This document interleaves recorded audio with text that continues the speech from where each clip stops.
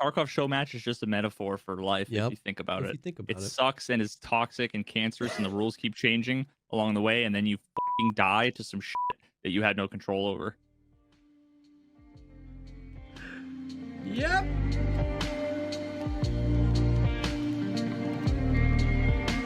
What's up, everyone? Welcome to the podcast, the show dedicated to talking about all the poggers things in life, like music content creation and video games. I couldn't remember what it was for a second. For some reason, I was going to say something about Thanksgiving and ham and turkey, but it eluded me.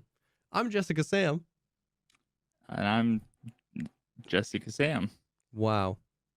Quick, what is the superior Thanksgiving meat? Is it ham or turkey? Turkey. Well, guys, thanks for watching. Have a good one. No, wait. Define superior, because Ham is better in every conceivable way. no, I actually prefer to eat good ham than turkey. But turkey, it's when I think of Thanksgiving, I don't picture a pig. Yeah, it's because You know? you've been freaking brainwashed. What? Bro, you never see when everybody's like, have a great, and then if there's an animal emoji before the word day, is it a pig or is it a turkey? Okay, you're right. You're right. But what I'm saying that I agree with you that when you hit Thanksgiving, when you hear that, you think turkey. But I'm saying that that was like a ploy by Big Turkey because they know that turkey is like the worst meat, and so they've had to assimilate. They had to attach themselves onto a holiday and make the entire identity of the holiday their terrible. It's like when freaking milk, right? The milk farmers or whatever, the dairy farmers, they didn't. This is 100% accurate history. No detail will be missing right here. They had too many cows and not enough people buying, so they started their ad campaign that milk is healthy and it makes your bones stronger. And they got Michael Jordan with the Got Milk. It's not necessarily that it's not true, but there's like more calcium in like 8 leaves of spinach than there is an 8-ounce glass of milk. So it's one of those things where it's on a technicality true that calcium can be healthy for you, but it was like pretty much all marketing. Fact checkers. Okay, wait. 1 cup of milk has 305 milligrams of calcium. 1 cup of spinach has 30 milligrams. Okay, spinach. Listen, like I said, all my details I'm are just 100% saying, accurate. You know, there's 9 comments on the video we haven't even posted yet already correcting you on like the guidelines. But I'm just getting out in glad. front. I'm just kidding. Listen, we're getting off topic here, okay? Big Turkey has brainwashed you into thinking that you should eat turkey. That meat is relevant because you know what's not as, you know what's more important than meat and turkey? It's the mashed potatoes, the corn, the peas, and the stovetop stuffing, not homemade stuffing. That stovetop is where it's at, and the sweet potatoes. Okay, that is cranberry sauce. That is true. It's all better than the meat. It is what I respect about Thanksgiving. It's that it's like a holiday around accoutrements, side dishes. You know what I mean? It's like in celebration of, my mom always did like mac and cheese with breadcrumbs. You know, she would bake it, on top. We did the homemade dinner rolls, the stuffing, the corn. So I can get with you there.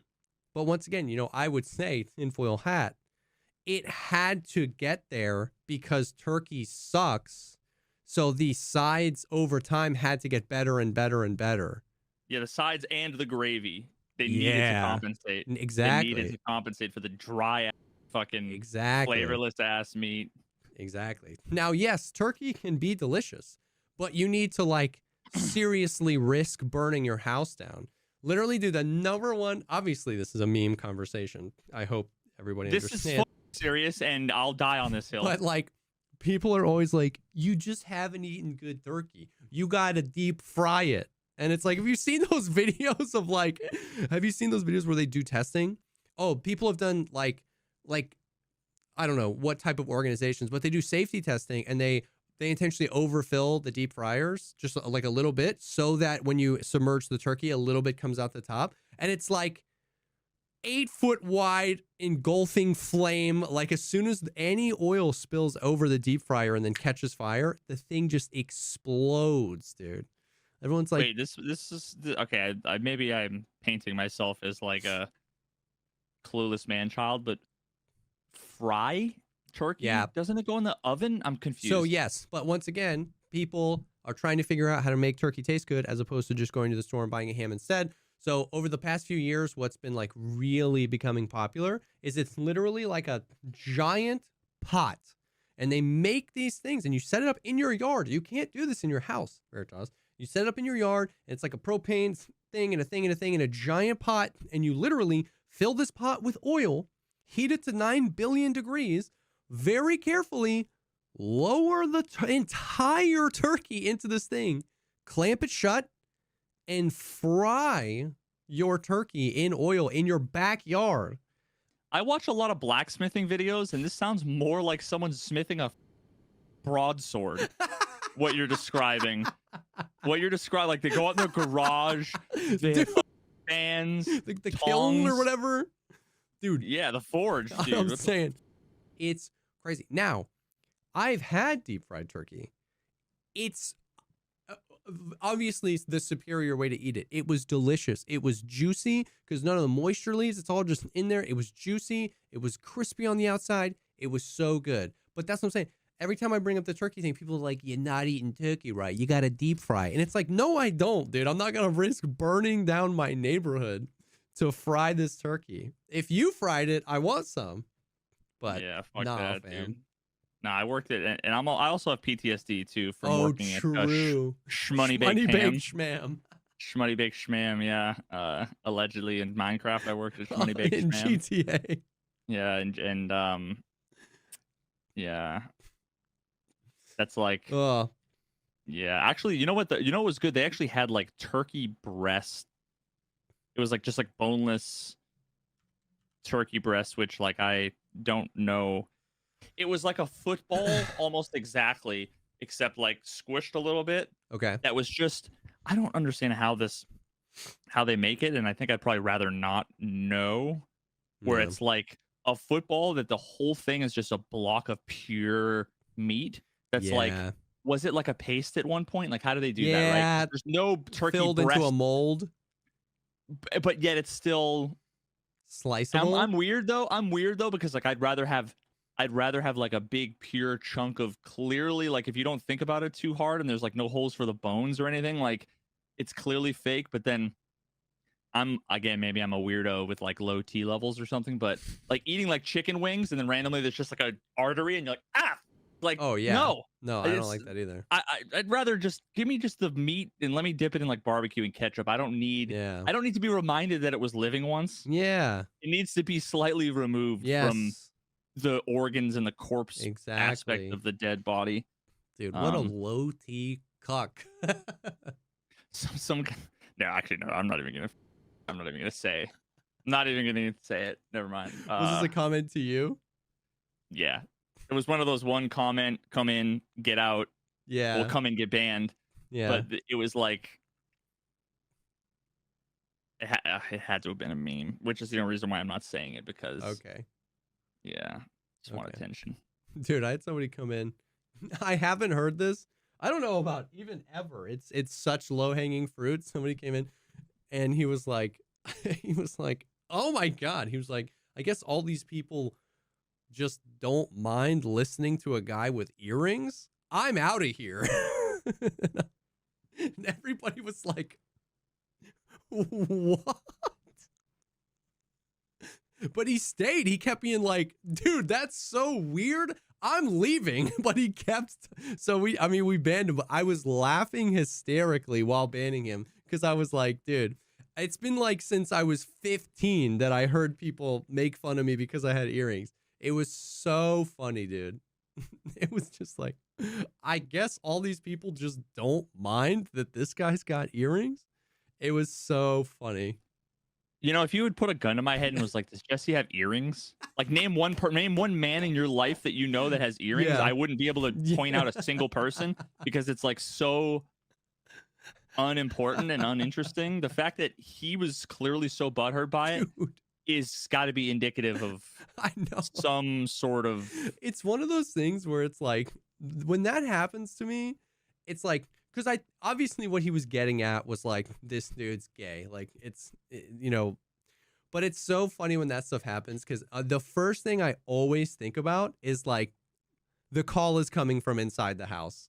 Like, you know what I mean? Like the people in my life that have been the most ridiculously homophobic, most of them ended up coming out later in life. So like, I'm just like, dude, are you okay? Oh my God.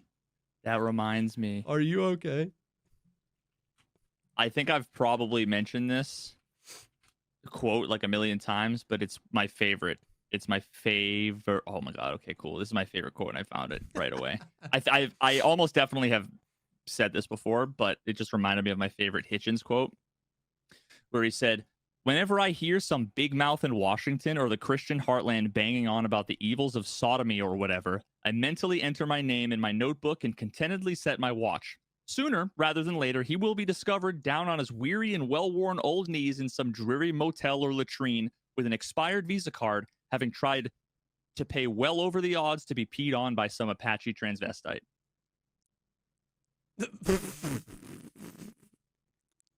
Like, Jesus. Jesus, dude.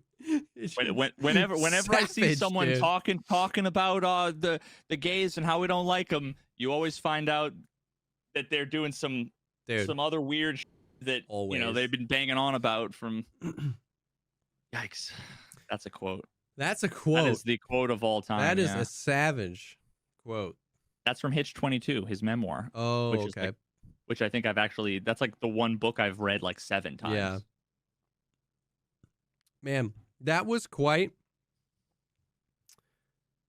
a diatribe from Ham v. Turkey. That was like one of that. It's my favorite I love defamation case, Ham v. Turkey. Super important precedent that was set for and I'm bringing it back up. Avian rights. Because Avian rights. I think it needs to go. I think Yeah. we need to abolish. Oh, what the hell? Overturn Ham Someone v. cancel Turkey. Jesse. Yeah, oh my God. Ham v. Turkey wants to get overturned. Holy shit. You don't believe in winged suffrage or whatever? This is off the rails, Dude, this is crazy. This is normally what the PP is like.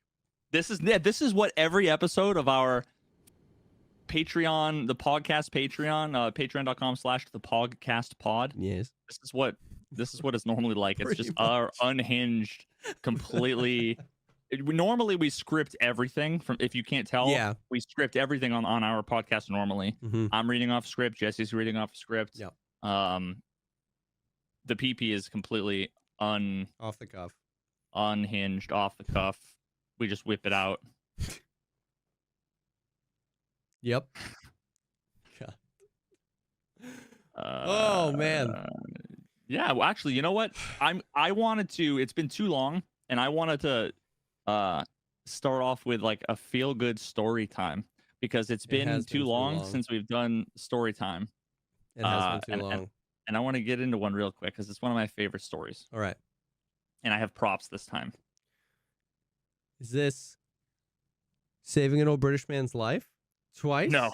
No. Is No. this ruptured spleen? No. Is this The Defender? No. Is it Rico Petrocelli? It is. Okay.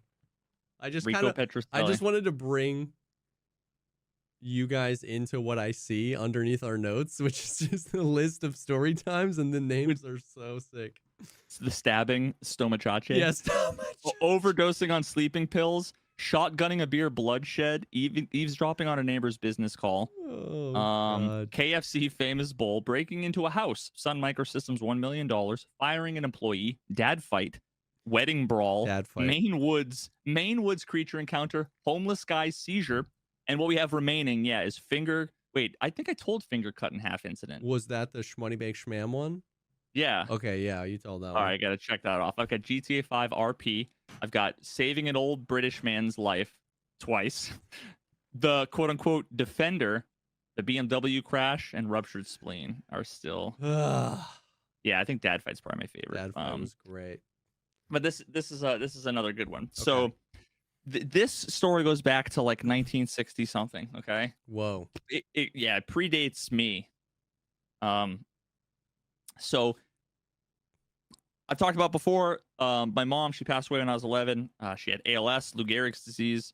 When she was a kid, she was a big baseball fan, and this girl who lived across the street was they were like friends, but like kind of like rivals. Like they didn't get along, but they yeah, they had one of those kind of relationships where, the parents were like, go hang out, and they're just like, Yeah. And her neighbor, one day came home with a signed baseball from Carl Yastrzemski. Now, for those of you guys that don't know, Carl Yastrzemski is like a legendary baseball player back in the day. Played on the Sox in I know the 60s, maybe 70s. Okay. Way back in the day. Anyway, Kyle Stromboli, correct? Exactly. Yeah. And now my mom, jealous, but also not to be outdone, she went and grabbed her baseball glove from the garage or the shed or whatever, and she went and grabbed a Sharpie and forged her favorite baseball player, Rico Petrocelli, forged his signature on her baseball glove. And went over and was like, look what I got. And Rico Petrocelli was, I believe, a third baseman around the same time for the Red Sox. Okay. So then fast forward 800 years, right? And I remember I was maybe 9 or 10. And my mom had told she during the last few years of her life, ALS is like this totally debilitating disease. She was effectively bedridden on a ventilator. We had like 24/7 nursing. But the nurses would be there in shifts, these 10, 12-hour shifts constantly. They were almost like, some of them were like members of the family, right? Because they're like there the whole time. They would be doing the ones where it's like, hey, can you, like make a sandwich for Mike, or can you help him with this or help him with that? Now I remember my mom told one of her nurses, and I'm forgetting her name, and it's so sad. She was this super nice Jamaican lady. So nice. I want to say Noelle. Anyway, told her the story about Rico Petrocelli. Classic. And all I know is that, like, the next weekend, out of nowhere, we get a knock on the door, and guess who walks in the front door? Rico Petrocelli? What? Apparently, he was kind of local to us. She went to church with Rico Petrocelli. Told him the story. Bro.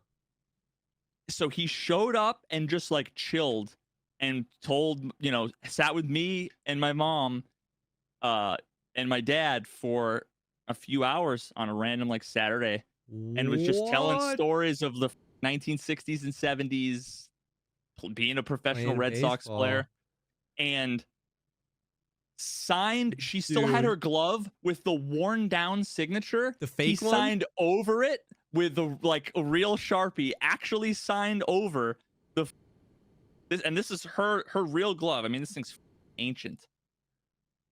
Dude. Signed a couple of baseballs. So it says, "To Susan with love, Rico Petrocelli," and I have one. This was like up on a shelf, in my upstairs between the two bedrooms. There's like an inbuilt shelf, and we had like this little, there's family pictures and stuff, and we have the glove. There's a baseball, this baseball, and then this is a picture of Rico, me with my and one cut off shirt. Oh yeah, Rico Petrocelli, me and my mom, and dude, it was just such a cool day. That is legitimately one of the most feel good stories like I've ever heard.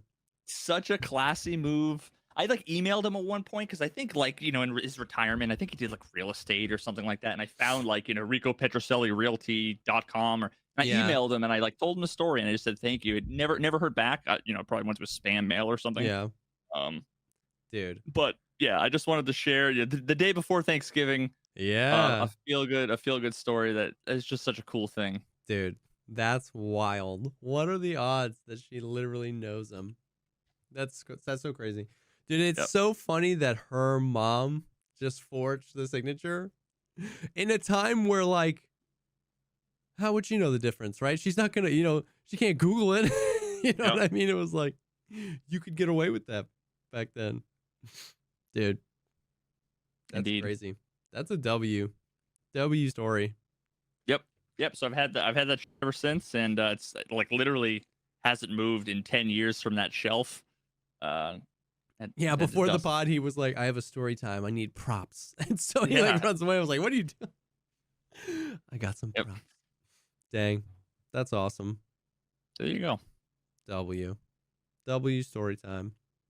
Indeed. Oh, So what else man. we got that's not quite as WE, or maybe just as WE? I don't know. Well, okay, so last week we didn't get a chance to talk about Twitch rivals in the Tarky space, and that Oh was yeah. that was a kind of a W. It was kind of a W. So Twitch rivals happened. I got to play. I got to be one of the captains. I played with Valiant and Desmond, and it was super fun. So this one was like you and me. I think the very first time I played Rivals, it was you, me, and Geeks. I think we did Rivals, and I think that was the first Tarkov Twitch Rivals. Yep. Was that the bingo card? Yeah, and it was like find stuff or like kill a PMC with this gun. I don't know. The bingo card was weird because it was like so RNG. Now the rules for this were super interesting. So, this is also coming off the heels of like the streamer challenge, which obviously the criticism went there was like, there was no points for any sort of PvP. This is Twitch Rivals. It's a tournament. You kind of want to get some action in there. I thought the rule set was really good and really balanced in the sense that like it did a lot of things right in the sense that you could get a ton of points in a raid, which would mean like there's the potential for like an upset, right? If the squad in the lead dies and then somebody can rack up crazy points, you want that stress, you want that tension. And it was also a really good balance of getting points a few different ways. So on streets, it was Kaban is 100% spawn. The goons are also a 100% spawn, and they spawn on the other side of the map. And then also Bird Eye's backpack, the one with like the big antenna. It's like super little, like super thin. Yeah. His backpack. There's 3 of those that spawn on the map in fixed locations. So, and then all of the AI on the map was replaced with raiders or rogues, but basically raiders. Wow. Okay. Sounds super fun. Yeah. So I was really worried about that. They dramatically decreased how many AI spawned, which was really good. So it was like you would get groups of 3 or 4 of them, but like super spread out. It wasn't toxic. I was actually really worried. So like a raider was 2 points. Killing a boss was 5 points. Killing all 3 of the goons then would be 15 points. If you found one of those backpacks, Bird Eye's backpack, and extracted with it, that was 10 points. But what was cool was that killing a PMC was 5 points. If you headshot the PMC, it was an additional 2 points. And if you got their dog tag out, it was an additional 3 points. Okay. So in theory, you could get 10 points off a PMC and 5 points off a boss. So it was a really good, and it was also, the PvP then was more pointed towards like skill, being able to land a headshot or being able to like secure a dog tag. That maximizes your points, right? And so it was teams of 3, I think 4 total teams. So there were only 12 players on the map at a time. And it was really good. It was really, really, really fun. It was really fun. We did really well. We came in second on that part of the tournament, on the streets part. Okay. How many teams were there? 24. So you know that I was on the list of teams. Really? Yeah. Wait, what? I was just, someone's like, I had a bunch of people reach out to me like, yo, can I like, you looking for more people for your team, blah blah blah. And I'm like, what?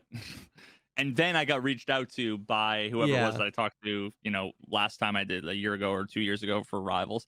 And I was like, oh no, like I think I had to like go. I think that's when I visited my grandmother or something. I was gone for the Yeah. whole afternoon.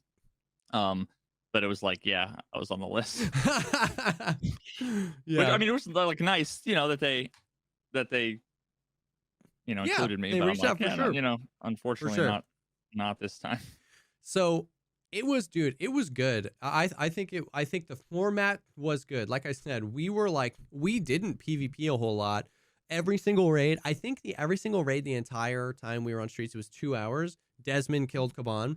Just every single raid we would spawn in, he would just like run over there. And then like one of us would split to go for the goons. And then we would also split for the backpacks. There were times where like I killed the goons, Desmond killed Kaban. And all three of us are wearing the 3 bird eye backpacks out. Like it was like super clean raids. It was super fun. There was tons of ways to get points. A lot of teams were like cleaning up, mopping up points on like PvP. There was also a thing where for every 200,000 rubles or 100,000 rubles worth of loot you extract, you get 1 point. And there were a few times where like Gingy's team found a taiga on Kaban. So that sells for like 10 million rubles. So that was like a bunch of points too. What was the value based on? The trader, not the flea. On the flea, they sell for like 30 million or whatever. It was it was interesting. It was fun. It seemed good. It seemed balanced. The only thing, and this is kind of a theme, is that the rules for some of the things kept changing, and I think that's a terrible vibe. If you're changing the rules during the tournament, it doesn't matter what the rule is. That's a really rough vibe because there's no way of disseminating that information. So like an example is somebody was like, do I have to kill the person and get their dog tag out? Or if I kill somebody and he's got some dog tags on him and I extract with those dog tags, do those points count? And at one point they were like, if you get a dog tag, it counts. And then later it came out that those points weren't counting and it was only you had to kill the person and get their dog tag out for it to count. So like, and I know that sounds little because you're just like, oh, well, it doesn't matter. All the PvP What you if your counted for. teammate killed them? No, you have to kill them and get the tag out.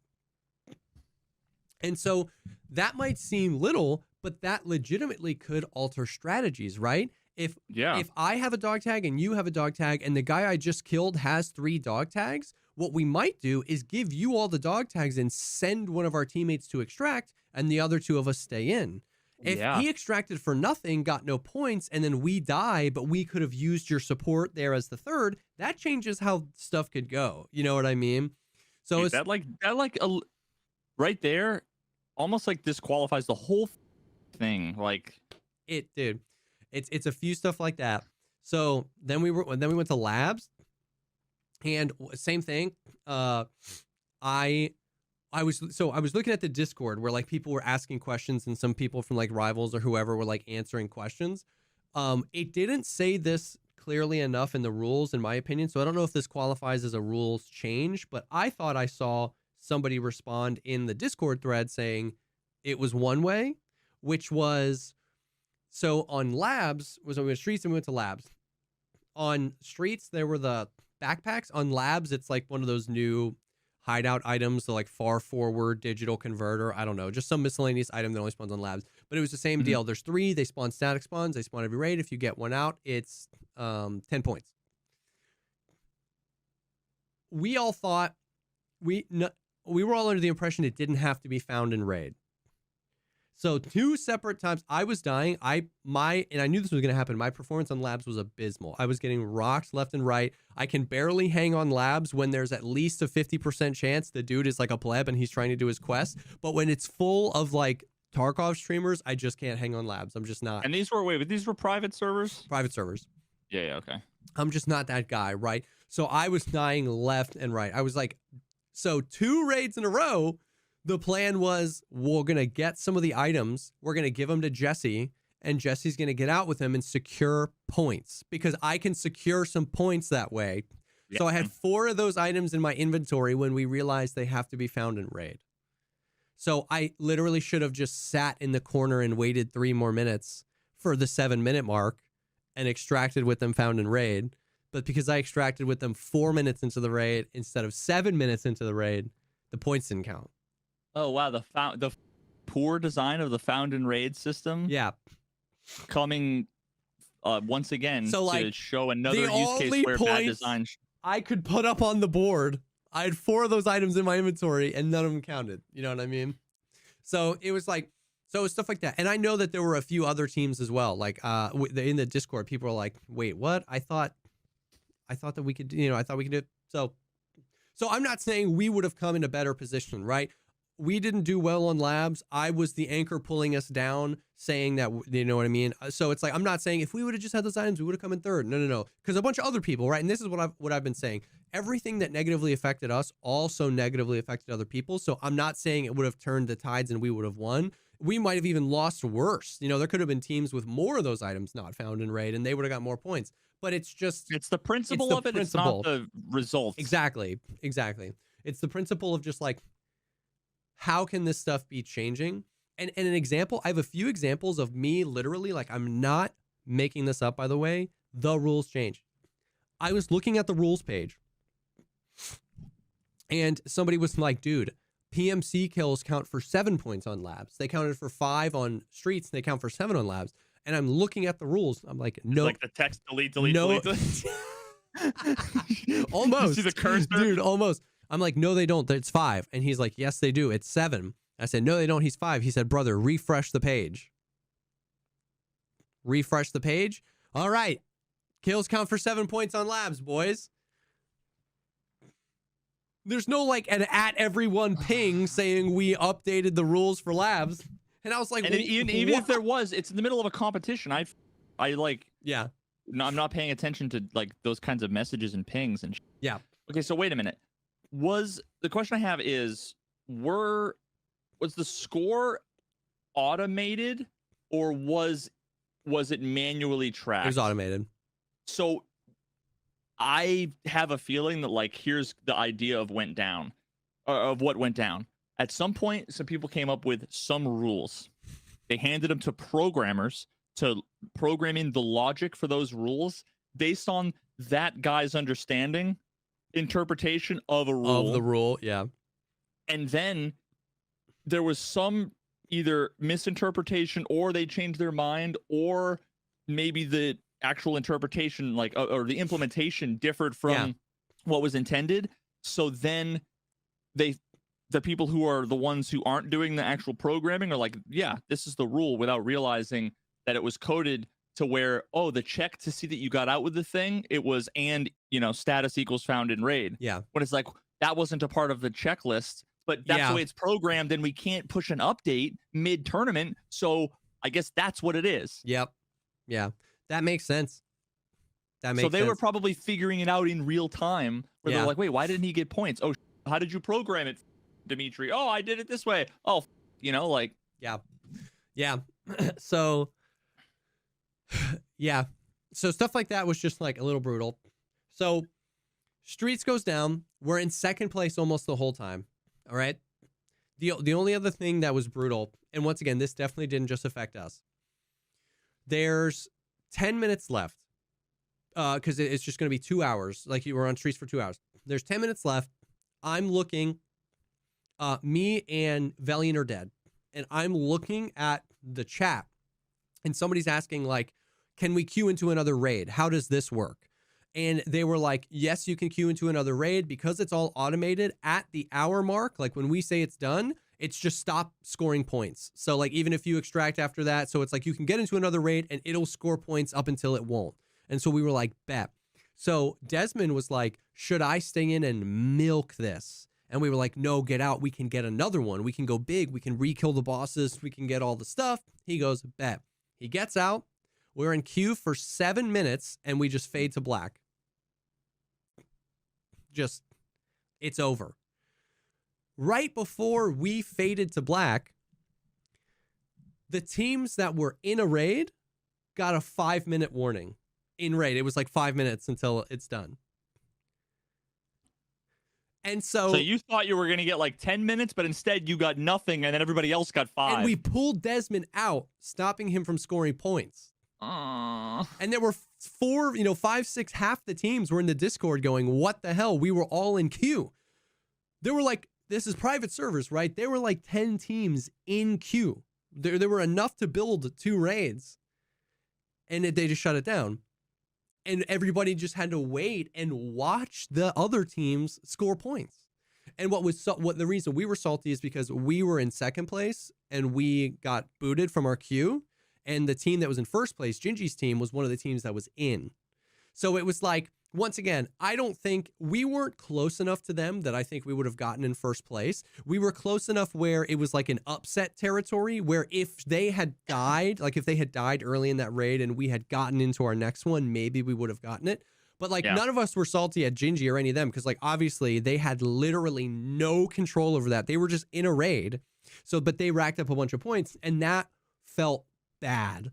Like the literal final raid of the streets thing, like half the teams were in the Discord being like, dude, we left the last raid because we were told that we could get into another raid. And so when is it? God, when is it going to stop? I know. And then like this is like the 97th like event that was like, it was cool, but there was something that soured it. So, now, once again, like, people are in chat are saying, of course, the way it is with everybody streaming and everybody's chats, it's super unfortunate that because Gingy's team was winning, they got a lot of shade at them. Like, people were like, it sucks. Everyone that was competing that I talked to was on the same page where it's exactly like what you were talking about. It's the principle, right? It's like Gingy's team ended up going on to win because they crushed streets and they crushed labs. Like, they were literally an S tier team. They deserved to win.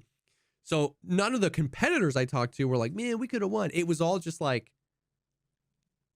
we thought we could get more points. We thought we could go in and get another raid. You know what I mean? It's like you don't want to win or lose under like it would feel if you won, it would feel yeah. They were like, she was like, I don't know, like I didn't, she didn't get special treatment. They didn't send her into a raid. It wasn't her fault at all. It wasn't anybody's fault. But it was antisocial weirdos that for sure, that are the types of people that are gonna harass a chick for the failure to properly plan a tournament without issues. So we come in second. We're going into the labs feeling a little down because we missed out on that, but like excited, dude. Our first 3 raids in labs, our entire team was dead in 30 seconds or less. Like, it was crazy. Other players? To other players. It was a mess. There was because we were still trying to figure out what our strat was. There was a raid where we split, where we were like, let's try splitting and all going for, points and stuff like that, where we split. And in a span of 15 seconds, on 3 complete opposite ends of the map, all 3 of us died to different people laying prone in the bushes in the planters. Like, we were like, I was like, I'm not scoring points this whole time. I'm not scoring points. So they're like, all right, we'll give Jesse the item, which didn't work out. But like, it was bad. I killed, I think, 2 PMCs the whole 2 hours. Dude, it was bad. Our accounts got 10 million rubles and 10,000 United States dollars at the beginning. So it was 2 hours on streets, 2 hours on labs. The last 45 minutes of labs, I was like, Desmond, bring me a gun. I have no money. Like, I lost 10 million rubles playing labs for an hour and a half. One of us. Okay, now this is actually really interesting. Going under the assumption that the people you were playing against were legitimate players, I don't know that, I haven't heard anything or anything like that. No, there wasn't anything weird. If you were to go play labs all day today for a couple hours or whatever, would it have felt different? Dude, it depends. On these private servers with limited people, or like, I just wonder if there's, like sometimes it just feels sus or feels, whereas in a tournament, it's easier At least for Oh, me, yeah. to like assume like, okay, yeah, they just outplayed me or Oh, for whatever. sure. Yeah, no, there wasn't any time that I felt like anything was sus. It was all nine every single time I play labs. Like people are like Jesse. People in chat will be like, Jesse, why don't you go labs? And before I even answer, other people are like, it's because there's so many cheaters. And I'm like, I don't not play labs because there's cheaters. Like I can't remember the last time I got into a sus encounter on labs. I'm just bad at that map. Oh, okay. Like I just, dude, people are good, and I'm not saying there are no cheaters on labs. Obviously there are, but I'm saying that it doesn't require a cheater to kill me, right? If Desmond runs labs for 3 hours, it's like either somebody hiding in a bush or a cheater is gonna have to contend with him. Yeah. But like Joe Schmo labs man that plays labs 3 hours a day, he's just gonna wipe me 10 out of 10 times. And so So I guess that goes to like the original question is it didn't feel different no. because I remember playing in some of these other tournaments and they were challenging in a different way Yeah. that like didn't feel as bad. Mhm. And my like objective brain wonders, is that a brain bias? Yeah. Or is it actually like a manifestation of a real phenomenon, which is during these tournaments there are better legitimate players as opposed to weird sus encounters? Yeah. Yeah. Because those things just feel For sure. They do feel just different. feel Yeah. different. But it was just like I get into my own head on labs. You know what I mean? It's just like there's such the stigma that it's like labs players are the best of the best. They're like the sweatiest. They're like the most min maxy. And so a lot of times what I end up doing is like turning the aggression up instead of like playing slower for information. I just feel like I have to match the energy. So like most of my deaths, I'm like, I swung that too wide. Like, why didn't I just tight swing it? And then if I saw him down there, I could have gotten back to cover. I'm just like ego swinging people, trying to point fire people from too far away. I just get into my own head, and these guys are good. I can't make those mistakes and recover from them because Tweak kills me, and then freaking Trey kills me, and then this, and it's like these guys are really good players. You need to approach it like if this was an F1 race, in that the only way you win is by going 2 miles an hour the whole way, and you hope every other driver flips their car over. Yeah, because you'll never like if you go balls to the walls, you're not going to actually win on speed. I'm not beating Max Verstappen, but if he crashes into the thing, yeah, dude, that's so true. It really is though. Like, which probably explains why a lot of people were prone in planters. Yeah. So Velian carried us hard on labs. Velian knows the spawns. Yeah. Hell yeah, Velian. Oh, dude. Literally, ask Desmond. He'll be like, Velian put up 70% of our points on labs. Like, Velian was just like... Velian can coast on that alone for the rest of his career. Yeah. He did team kill Desmond on labs, but he was, dude... Well, yeah, that was just him asserting dominance, dude. That was just his Giga Chat alpha moment. 100%. That's all that was. 100%. That's all that was, dude. Valiant knows the spawns on labs like crazy, dude. Like, he just knows he's crazy. He spawned, you jump up on a planner, you alt peek this tiny weird thing, and he's like, oh, guys, found there, boom, dead. And kills, even if you didn't get headshots or even if you didn't get the tag, were 7 points. So he like, so with me, I killed 2 PMCs in 2 hours. So that's 14 points. Those were all the points I put up on the board. So it was effectively those two as a 2-man playing in a tourney against threes. We came in 10th in the labs portion, 10th out of 25. So top half was crazy to me. It was basically them two versus the world. So, and then this was super weird the way they did the tournament money. So it was a $50,000 prize pool, right? They took $20,000 off the top. Then they took that $20,000 and they split it in half. And what placement you got on streets when it was all said and done won you a certain amount of money from this 10K. And then the placement you got on labs won you a certain amount of money from this 10K. And then they added the scores together, and this was the final score. And that final score netted you money from the 30K that was left over. Yeah. It was very weird. It was very weird. But I think it just got more people in the money. You know what I mean? It was weird. But we came in 5th overall. So 2nd on streets, 10th on labs, 5th overall out of 24 teams. It ended up being great. So, and then I'm really late on. Was really late on pulling this. You need up. to pull that up on your stream deck. Yeah, I do. And then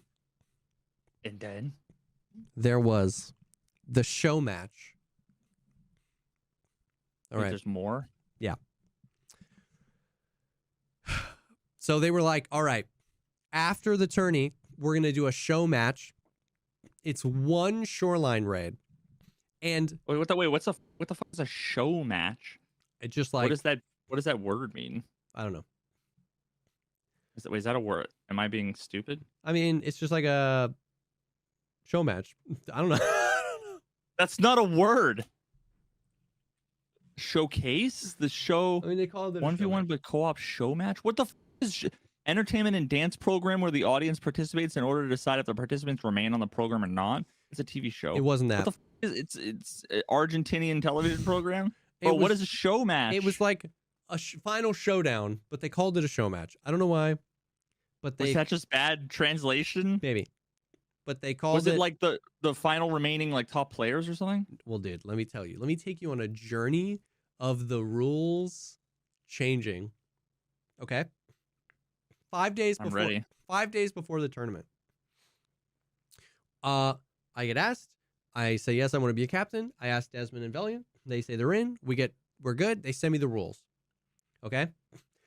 The reason I have proof that they changed the rules is because the day they sent me the rules, I took a screenshot of the show match and sent it to Desmond and was like, yo, this looks sick. So I've got a screenshot. I don't know okay. I'm not, it's not worth sending. I'm just saying that I'm not. I need to know what a show match looks like. This isn't me remembering. This is what the rules were. One member from each team ranked 1st to 16th place. Team members will choose which of their team will participate in the show match. Total of 16 people. One raid on shoreline, 30 minutes. All players spawned in. When entering the raid, this is basically based off one of their old pre-web events, one of my favorite ones. When entering a raid, a toxin debuff is placed on the player, which kills them after 7 minutes. An airdrop, which drops a single stimulant to remove that debuff and adds a new debuff that basically resets it. There's bosses, like multiple bosses are going to spawn on Shoreline, and airdrops come in cycles where there's 16 players, and the first time airdrops come in, it only drops 10 airdrops. So like you could try and play for one of the ones nobody gets, or you could PvP over one of the airdrops. And then basically it keeps doing that. A few minutes later, 4 airdrops show up. And then a few minutes later, 3, and then a few minutes later, 2, and then a few minutes later, 1. And it's basically like who can survive. The guy that survives wins is basically, if I could read the rest of the rules. But the airdrops, that must be so tough. Like if there's one airdrop, it's like you don't want to go and lie next to the box. Like, well, but that's the thing is that like there was 10 the first round. It was literally 10 planes in the sky, and it dropped 10 airdrops. But there's 16 players, so it's like not every drop was contested. Yeah. No, I mean, it's only like the last one. It's kind of like an alternate circle where it's like the timer's ticking down. You're both gonna die. You both have to run for the box. Exactly. Or it's like chicken. It is, because you could camp out the box, but if the other guy that you're camping out doesn't go to the box until there's only 10-15 seconds left, you have to get close enough to the box after you kill him to freaking get the antidote. What happens if you both just sit there and wait and like wait for the other person? It's like you don't hit the brakes when you're doing the chicken to drive off the cliff, and then both people just drive off the cliff. Yeah, pretty much. And then like, so, I guess that's why it's a show match. Yeah. So I thought that was really cool because I really loved that event. They did this as a pre-op event, I think last year in like 2022. And I love that concept of it forced people to move around because like we're all dying. And if you get a stim, you know what I mean? You can delay your death. What a metaphor for life, if you think about You know, it. at the end of the day, we're all dying. Tarkov show match is just a metaphor for life, if you think about it. If you think about It it. sucks and is toxic and cancerous, and the rules keep changing along the way, and then you die to some that you had no control over. Yep. So true. Okay, so that was the rules. But then the day before the tournament, I was talking with Berkey and Nixia, and Berkey was like, isn't it crazy that this show match, all 72 of us are spawning in the same map? I go, whoa. You didn't read the rules. And she goes, rules, dog. She goes, Nixia just told me this. And I was like, Nixia, what the hell? Refresh the page. Sure enough, the 16 gets multiplied. The new rule says all participants from all teams are spawning in one single shoreline raid. And the same thing is happening. It's just going to be a bunch of airdrops. We're all infected, but it's a free-for-all. Here's the important thing. It's changed. All of you, the show match, all the money is already split up. This is like its own prize pool of $500. It's every man for himself. 72 Wait, players. there was a prize pool? Yeah, it's like $500. See, I thought, what the okay, I came to the understanding of that a prize match was just like an exhibition for fun, but then as soon as you now tell me there's a prize pool, now it's no longer a show match, whatever that means, and sounds like it's not a show. Yeah. Okay, continue. And I was like, surely something is awry. And she goes, I know. I literally contacted them and was like, are you saying all 72 of us are spawning in the same raid? And they were like, yes. So then it was like, oh, damn. Everybody was like, yo, Nikita's been saying for years, like, dude, we can fit 60 players in a raid. And everyone's like, yo, this is them testing that in private servers for the show match. A little bit of money. It doesn't, like, nobody's going to care if it's a cluster. And everybody was like, oh my God, that's going to be insane. Oh no. And what you mean to say is they split it up and it was, what was it, like 5 raids or something? Ding, ding, ding, ding. We all literally queued up. We all left our Discord calls because we didn't want to be cheesy. And we all queued up. Frames win games. We all queued up. We spawn in, dude. I'm alone. You're ready for Normandy. I'm ready for freaking Normandy. I'm looking around. I don't see anyone. I don't hear anyone. I'm like, chow, what's happening here? I was like, nobody's moving. Everyone's trying to figure out what's happening. I go over the hill. And then I go over this hill. And then I go over this hill. I haven't heard a single thing. I was like, what? So I look up at the Discord. I'm like, are they about to call it? And I'm dead. And I was like, okay. So then I was like, great, honestly. So I pulled up Desmond and Valiant's stream and I just watched. And it was absolutely that. It was 72 players. It was a free-for-all. But they just spawned us in 5 different raids. So it wasn't a free-for-all. It was 7 different free-for-alls.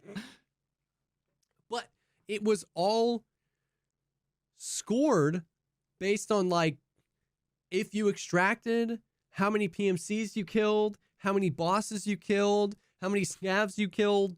So, like, every raid had a winner that, like, extracted, but only one person won the show match. Actually, technically, first and second tied. They tied for first with the exact same points. But it was like 5 or 6 people extracted, but only these 2 won because they tied. Dude, it was like, I legitimately was looking at the Discord. I was so convinced it was all 72 of us. I was waiting for the message being like, we messed up. We're gonna kill everybody, and we're gonna try it again. Dude, it was such a cluster. How could they consistently get every aspect? I don't know. Now, we're obviously memeing on the mistakes that were made here. It was legitimately, and this sentiment was shared by pretty much everybody. It was the best Twitch Rivals Tarkov they've ever done. It feels like the rule set, even though some of the small things changed, was finally in the perfect realm of like, if we're going to compete in a Tarkov setting, this is how you do it. Mm-hmm. You know what I mean? Like, they like some of the things that were like surprises but W's, like the fact that they replaced all the scavs with raiders, but they didn't keep it at the same spawn rate, right? Like you can kill 80 scavs on a streets raid. They turned down the spawns so that the raiders weren't all over the place. They put the goons and Caban on opposite sides of the map, meaning that the map flow on streets, you know, helps. They increased the PvP points on labs, right? If it's going to be labs, that's the PvP map. They made PvP even more effective. So like there were a lot of little things here that told me that they really were finally figuring out how to do something like competitive. And I don't just mean competitive as like who wants to be the best. Like you want PvP in something like this, because it was like we talked about a lot when we were talking about the streamer challenge. There were people who were like, this is perfect for Tarkov because Tarkov's hardcore milsim, like PvP shouldn't be rewarded. And whatever. In this, you want PvP, right? It's not 1,500 streamers. It's private servers. These are the top streamers. Like you want to watch, from a viewing perspective, you want to watch these guys fight, right? You know what I mean? So they really nailed it. It was just the fact that it really just came down to like, how do you not know what the rules are before it starts? And if you don't know, you don't start it. I'd rather have just started 2 hours later and gone 2 hours later. You know what I mean? So it's like, if they can just take that piece of feedback, like if you send out to the captains a website with the rules on it, you can't change them from that point on. Because I didn't know to refresh the stream to know that PvP counted for more points on labs until somebody told me to, right? Like, you know what I mean? Like that information can't be disseminated that way.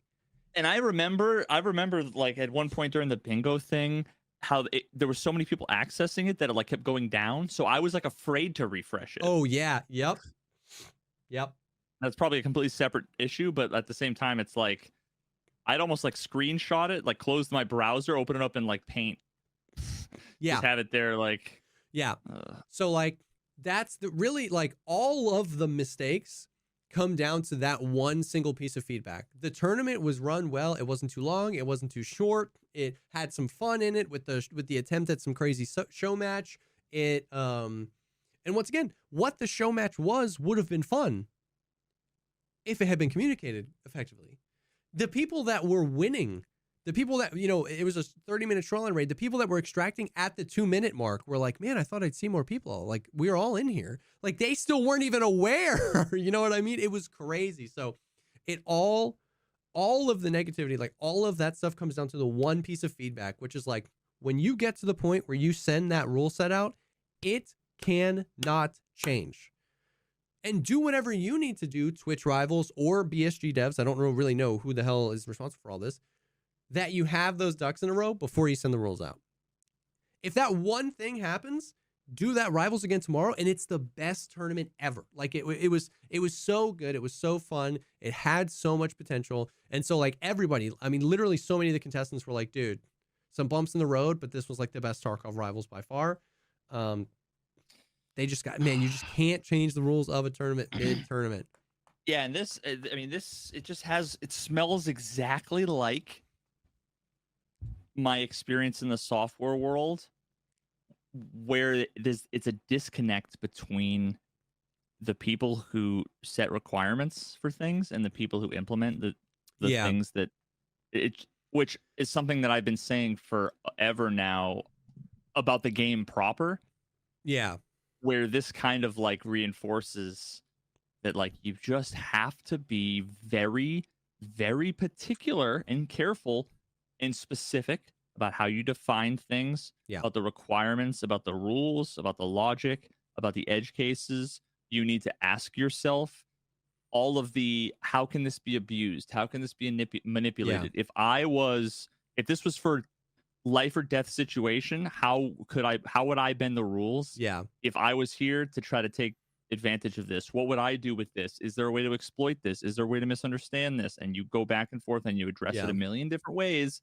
And then you ensure that the wording, that there's a one-to-one correlation between the wording you have in the rules list, the requirements given to the coders, and the lines of code that they write. Yeah. Dude, legitimate piece of feedback for the rivals is there should be a meeting, a 20-minute meeting with the captains. You know what I mean? Like everybody hops on where they ask questions. Yeah, like how crazy would that be if it was just like literally 20 minutes? I don't know how the rivals works. Maybe it's one person from rivals, one person from whatever game, because they do like Rust rivals, whatever. You know, so one person from Tarkov, one person from rivals, and the captains. And it's like, we got 30 minutes. Do you have any questions about the rules?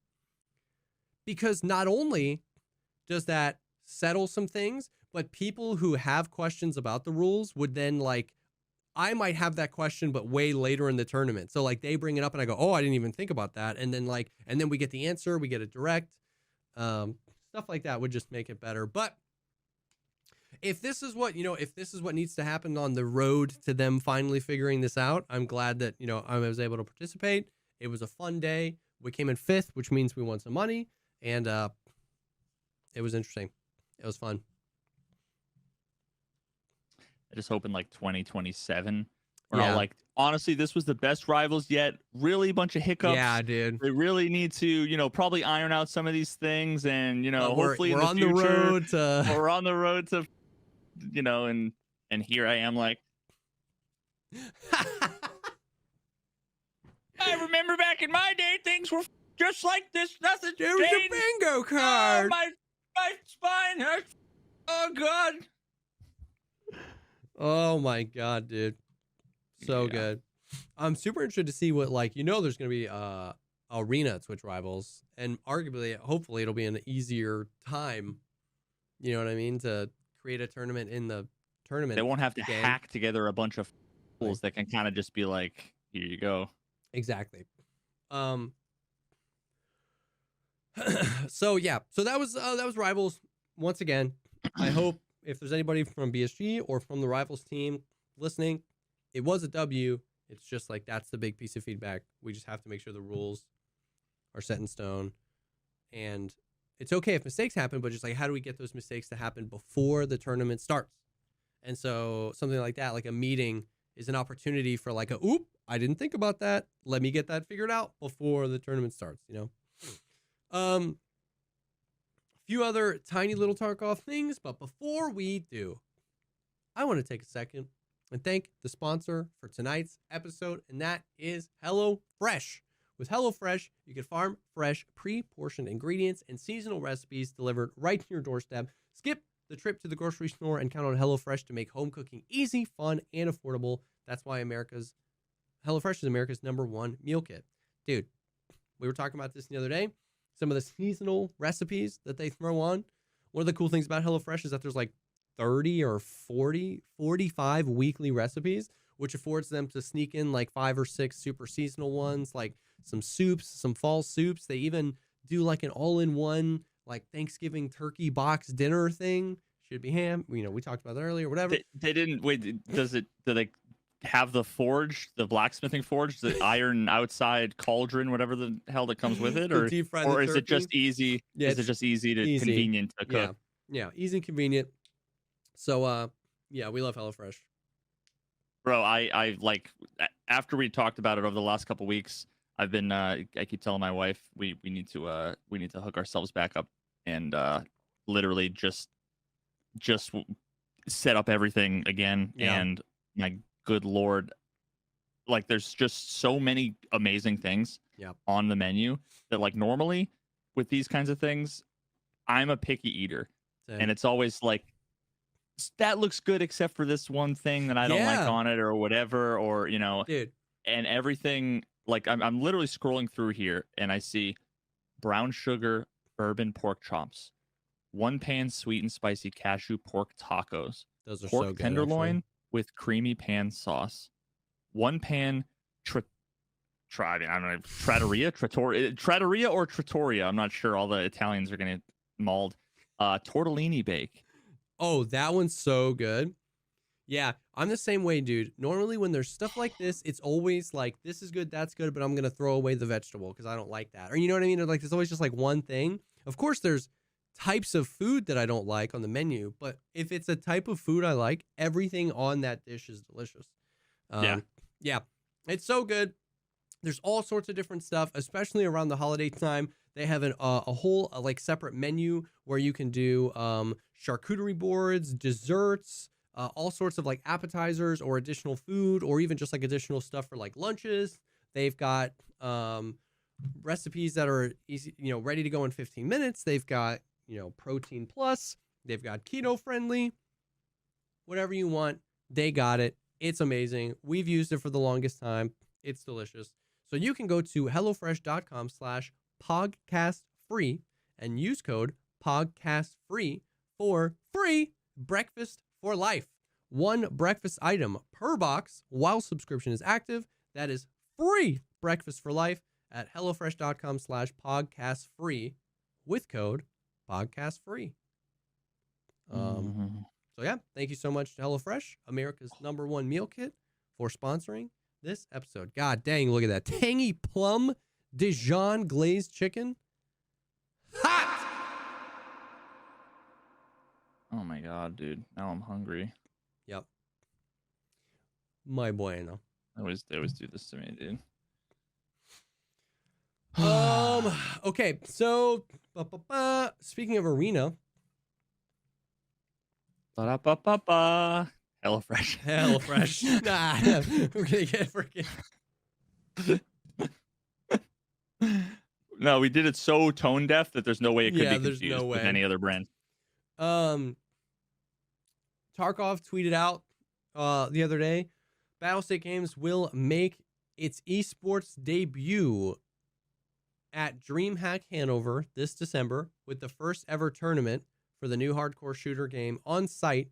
6 pro teams will compete on a dedicated stage for a prize pool of 100,000 euros. There was actually quite a bit of, and by quite a bit I mean 4 people yesterday were how do I I'm trying to figure out the best way to categorize this. It seemed like there was potential, not drama, but like questions around why no one in like none of the big name NA folks apparently knew about this. Like they weren't invited or they weren't asked. And I just recall like when we first started talking about this, at one point weren't there like the beta testers from Arena was like some random like esports teams that like Virtus Pro. I assume they did one. Oh, okay. They did one thing where they like brought the Virtus Pro team in, let them play it like all day, run a few little mini tournaments, and then gathered their feedback. Yeah. So the question is like, do we know who's taking part? Is it a bunch of like, is this like Cloud9 versus NIP versus Virtus Pro, like a bunch of CS teams that are now going to play Arena, or is it like Team Landmark versus? My understanding is that it's the first one. It's like they got in contact with some pro teams in and around, because Hanover, is that in Germany? Yeah, that's the event that that you were potentially originally gonna potentially maybe do like the opening ceremony fucking guitar concert thing. Yeah. So they haven't like named the teams, so I definitely don't know if it's like Cloud9 or whatever. But they said 6 pro teams. The official blog post on their website says 6 professional teams will compete on a dedicated stage. Players will take part in gladiatorial battles. There's like swords and yeah. So like then they end this with a quote from Nikita. We are excited about Escape from Tarkov Arena in Germany to demonstrate our ambition, taking esports endeavors to the next level. Developing an esports title has always been a part of the EFT Arena roadmap, and the immense popularity and community demand have proven that we are on the right track. We see DreamHack Hanover as a great stage for us to showcase the new title and an opportunity to engage and grow our community with esports and other experimental activities on site. Experiential. not experimental. So I don't think that this is a bad thing. I don't know. I haven't heard any other streamer. Like, it wouldn't surprise me if streamers that live in Europe had casually mentioned, like, man, I wish I could play in the tournament. But I don't think there's like proper drama. But I have also gotten that where people are like, isn't it freaking crazy that BSG's not even inviting anybody? And it's like, dude, this is marketing. You're going to play Arena because you love Tarkov. They want new people to come in and play Arena. So they're trying to dip into the CSGO Valorant So market. they're going to reach out to these esports teams and be like, hey, we're going to put up a ton of money. Obviously, it's not going to be a big deal because this isn't a game you guys have grinded thousands of hours. Would you be down to come in, play? We'll give you some time beforehand. You'll get to play it. You'll do the tourney. It'll be a big thing. They get some money. Like, to me, that's marketing. That's not bad. Of course, if I lived in Hanover, I'd be like, man, I wish they invited me to, do a team. So I don't think it's crazy, but like, I don't think there's drama. I don't know. Yeah, I mean, I don't either. I think there was just a couple people that basically said that they kind of interpreted it as like, don't you see this as kind of like a slap in the face? Slap in the face. I couldn't remember the phrase, so thank you. Slap on the nuts. And I'm like, I don't know, dude. Like, I kind of don't.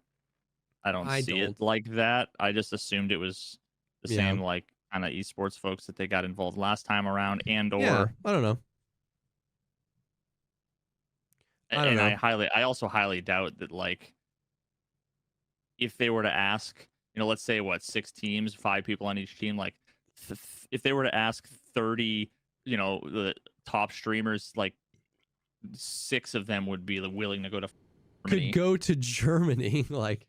And I was panicking because I had to, like, my passport's long expired. Yeah. So like I'm actually glad I almost went like the expedited route, which can get kind of expensive. And I'm glad that like I didn't like go that far until I got the email being like, yeah, never mind. Yeah. So I don't know. It seems not crazy to me. Once again, like you said, most of the top players wouldn't be able to come, because a lot of the, like, maybe way out in Russia people wouldn't be able to go. A lot of the, NA people wouldn't be able to go. There's a lot of EU people that could go, I'm sure. And I hope that they go to DreamHack. They could probably play Arena and have a good time. But I don't know. I get it as like a marketing thing. I would also love to see, I could be wrong on this, but like my instincts are telling me that if you had like a bunch of Cloud9 dudes that are all like CS pros or whatever, have them play Arena for 6 months,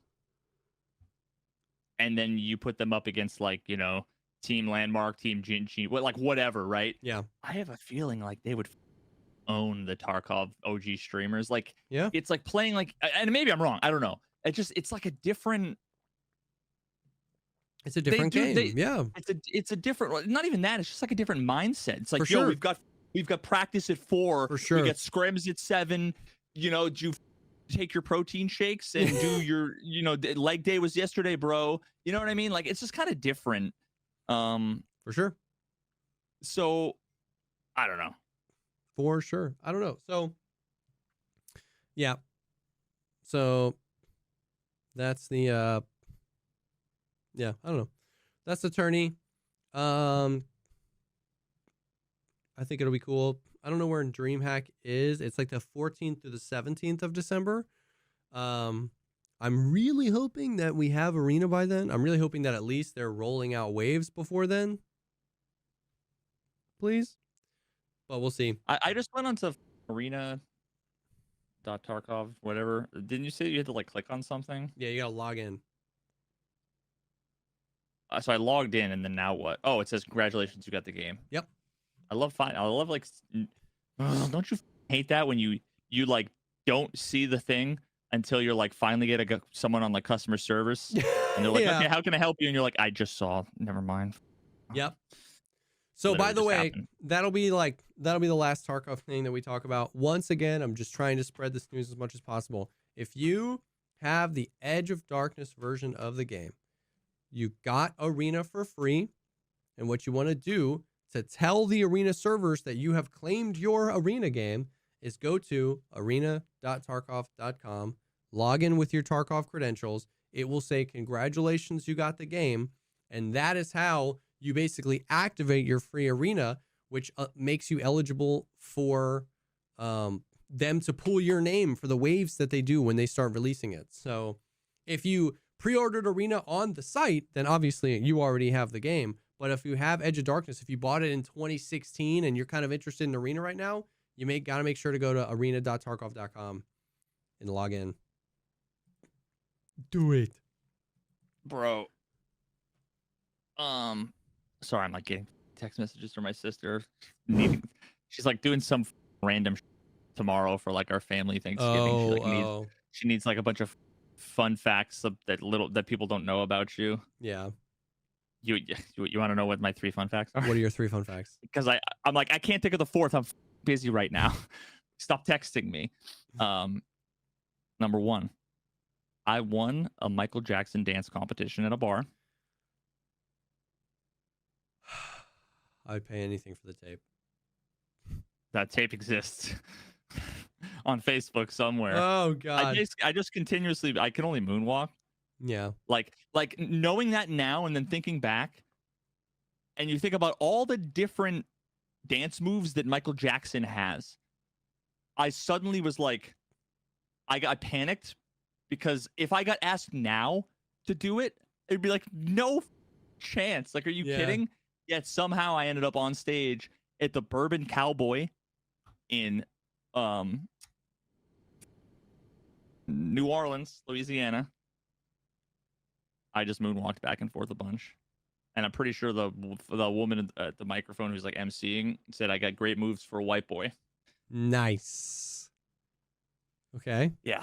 So that's number 1. Number 2 was that I've owned over 25 vehicles. Jesus. And honestly, that was true. Like, I've only had one car for like the last like 5 years. So really it was like between the age of 16 and like 26, I owned over 25 vehicles. And then number 3 was I was the founder and vice president of my college Republicans, like the college Republican. Oh.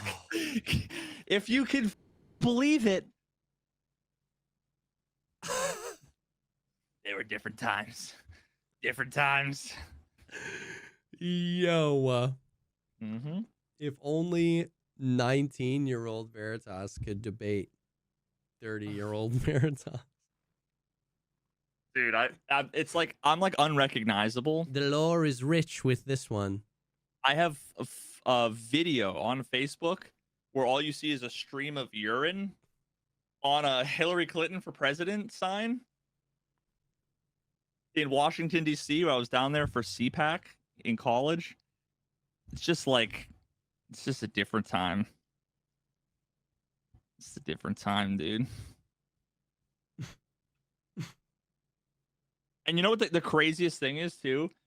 Is now again we're not gonna get like political or anything, you know, and we're not gonna bring politics in. But I will say that during that period of my life, I was the most fervently, outwardly loud about politics, while simultaneously it was the peak of my like loudness and the valley of my actual knowledge on anything. Yeah. That's college for a lot of people. No matter what they believe, you know what I mean, or what their politics are. That's often our peak loudness and valley as far as emotional intelligence, or any sort of intelligence. Wow. All right, so that's all the Tarkov stuff. Bro, you could pay $5 to upgrade from your region to Europe on this website. Yep. What the does that even mean? I don't know. Upgrade my region. I'm getting citizen European EU citizenship and Tarkov Yeah. for $5, boys. That's all it takes. I actually don't know what that means. Mine is other. I don't know what that means. You don't identify as a European or a exactly European on a sign. Okay. Anyway. Okay, so that's all the Tarkov stuff. I don't know. Anything else you got? We got the vid coming, the Billy Mitchell vid. Yeah, en 3 hours 49 minutes is the final runtime. Damn. How do you feel about your Billy Mitchell doc being longer than the extended cut of a Lord of the Rings movie? I'm used to. There's a dick joke in there somewhere, but then I thought of extended cut, and I realized I didn't feel comfortable anymore making the connection. So yeah. No, but overall, I mean, I'm excited. Yeah. I got a couple last little dot my I's, cross my legal T's. Yeah. I did. I think I am going to do like a little bit of a watch party where it's a almost 4-hour video that I need to. Even though I've seen every moment of it 9 billion times, once I render out the final thing, I need to watch it from start to finish. Otherwise, I will not feel comfortable that there's not just like a 10-minute red screen in the middle or something. You never know. Because like one time I've up an edit and like uploaded it without watching it like 5 years ago, and I'll never trust ever again. Yeah. So I think I'm gonna do for my patrons of the like my personal Patreon. I think I'm gonna do a watch party at some point, probably next week sometime. Yeah. Maybe hop in Discord and just have like I don't even know if I'll be able to like. Can you control who can get into like a call or a room based on roles or something? Yeah, you can do like Patreon only roles in the Discord, and then only they can enter these rules, and then you can do the they're called like stages or something, where like you can only designated people can speak, but anybody can, anybody that has the right role can hop into that room and like watch or something. Yeah. Gotcha. All right, well then I'll probably end up doing that. So that'll just be fun to go through it and give an early preview. And then still trying to iron out we were talking earlier, some of the final like thumbnail title ideas. Oh yeah. Did the video that has the title you want, was that like a big video? So the funny thing is I had thrown around the idea of, and I'll just say it, was the longest con in video game history. Yeah. And I actually reached out to my buddy Carl Jobst, who is currently being sued by Billy Mitchell. And we're homies. And I basically was like, yo, what do you think about this idea? And he's like, dog, I have a video with that title. And I'm like, yeah, that's probably where it got into my head, like seeded, like, oh, well, because some things kind of like write themselves. For like, sure. Like the King of Con. Yeah. Is like a documentary that like one of the dudes made. It's he's one of the eccentric kind of crazy guys in the middle of the story. But like, that some of them kind of write themselves. Yep. And I was like, oh, but that actually wasn't even about Billy Mitchell. That was about Todd Rogers, the dragster guy. I don't know if you ever heard about that whole thing. Dragster, you know that old Atari game Dragster. You probably have like maybe seen it once. I've probably seen it, yeah. It's like literally there's just like a top and bottom split screen with just like 9-pixel little Dragster, and it's like you just drive, shift, whatever. Gotcha. Well, he allegedly got a 5.51, which is like the record from like 30 years ago or whatever. Well, it was found out a long time ago that was it's impossible. Oh, I think you've mentioned this. Yeah. It's like literally impossible. Yeah. Like people have been doing it for 30 years, like speedrunners or whatever, and like 5.57 I think is like the fastest like possible. And they've even broken down like frame by frame the code and everything, and it's like, but he came up with some whack story like, I changed gears before the green light and popped the clutch and blah. And it's like, what the dude? This isn't Fast and Furious. It's Atari. Like, you didn't do any of the things. Anyway, but he also like self-input in like hundreds of other scores for himself, that most of which were impossible. Like second place was like 800,000 points, and he's like, yeah, I got 10 million points. like literally like that off, and a lot of the points were like he'd get like 1,500,097, and it was like you can only get increments of 50 points. Like so, and then like when confronted in a bunch of interviews, he's basically like, okay, fine, then like I'll just remove it. It's like, well, wait a minute, right? Like, that's funny. Like, oh, we found your DNA on the dead guy from 5 years ago. Okay, well then I'll tell his wife sorry. Dude. It's like, well, no, dog. Wait, what do you mean? Yeah, you got to answer for this. That doesn't make you seem more legitimate if you're like, well, then fine, take them off. That doesn't. If anything, that makes me more mad. You know what I mean? It's like the YouTube commenters who are like, I literally don't agree with a single thing you've ever said about the game. And I'm like, what do you disagree with me on? And they're like, well, I agree that this should happen. I just disagree that this. It's like, you're already shut up.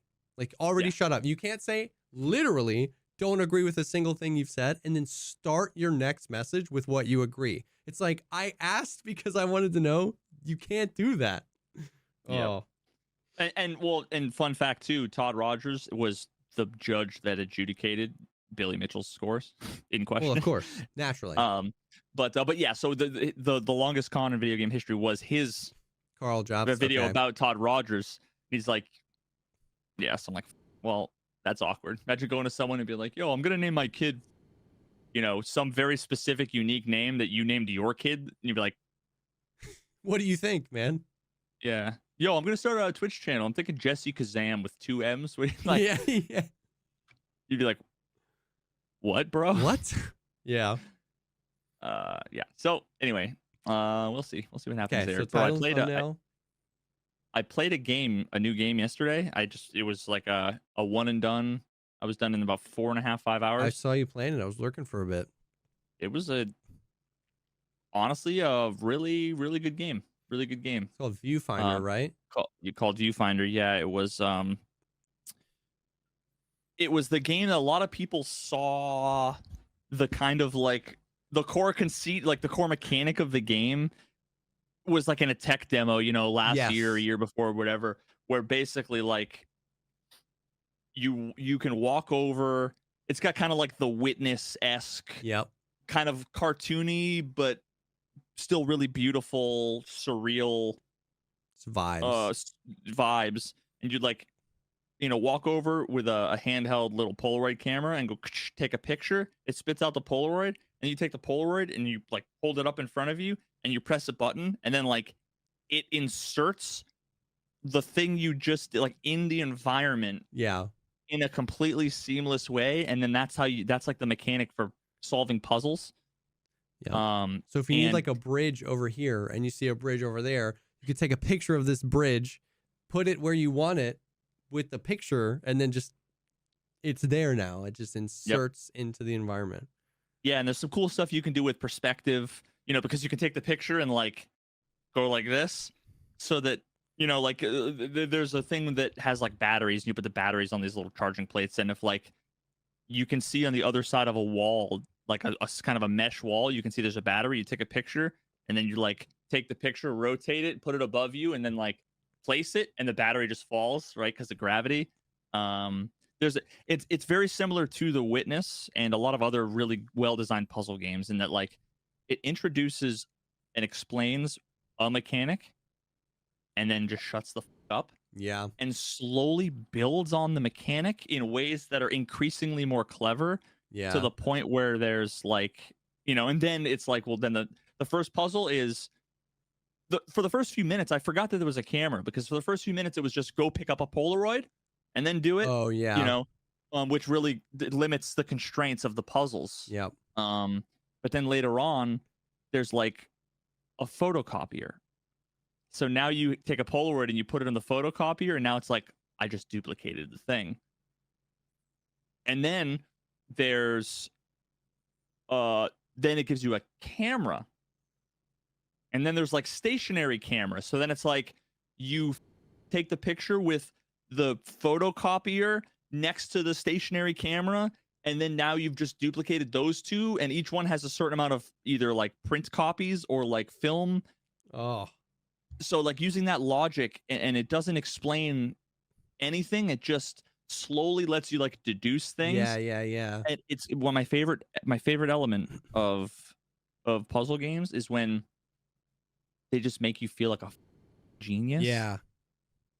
I And, feel like part of that is designing something that is like logical and intuitive without hand holding. yep. If they explained every mechanic along the way, it would be so much less satisfying. But And also the reverse is true as well, where if it's like after 7 years, somebody just finally found out that if you just stand on this pixel and press this combination of keys, it unlocks the next thing. It's like that. arbitrary. It, the scale of like the harder it is to deduce, the better you feel about finding it. That has diminishing returns where it just becomes arbitrary and unfun because it's unrealistic to ever deduce it. Yeah. Yeah, and this is actually a really interesting game in that like very few games like this really give you, they don't lend themselves well to having multiple solutions. But I actually feel like there were times where I would have an idea and I'd be like placing the photo, and as I place the photo and we'll go to jump onto the thing I just placed, I would look over and be like, oh, there's another thing over there I didn't see. It was like that's probably how they intended it, but But it it was worked. just open ended, when Yeah. they add interesting mechanics, like you could cut a hole through the wall or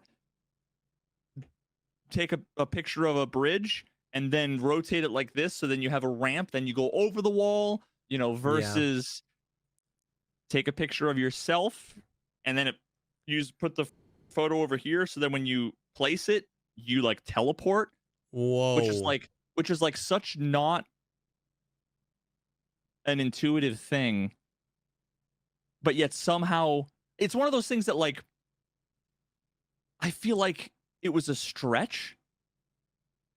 Like at the same time, my brain was like, this isn't gonna work. And then I did it and it worked, and it was like, whoa.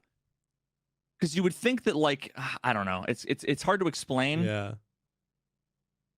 It seemed like a stretch, but when it works, it's like, wow. Yeah. Like you didn't have to be like, here's a hint for how you don't get it. Yeah. Yeah. Yeah. Yeah.